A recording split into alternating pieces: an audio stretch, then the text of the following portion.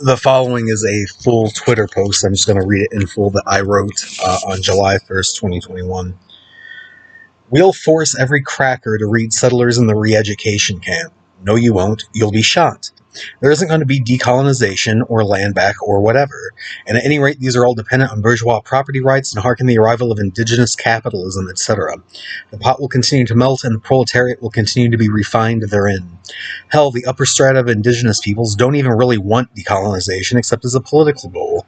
They'd like to be politically autonomous without the actual social political encumbrances this would bring, trade disputes, regulating capital flows, etc.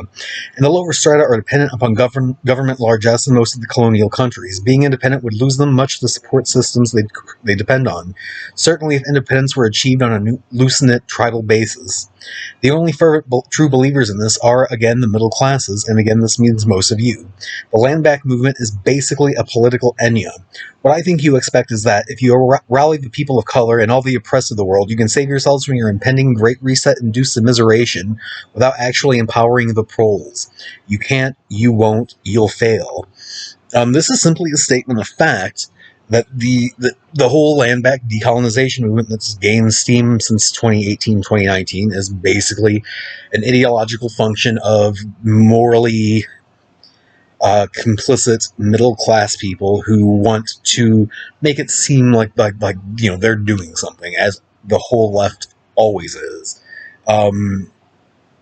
But they're not doing anything. It's what it really is. What it really boils down to, and viewed economically, is an attempt to retrench capitalist social relations within these colonized peoples. Because if you give the land back on the basis that it's their land, well, that tethers them to the bourgeois notion of land property. It's their land. It's not your land. You don't own it. They own it. It's a very simple rhetorical trick the middle classes engage in time and time again when they want to placate their own guilt and they wonder why this thing called capitalism still exists. It's their fault.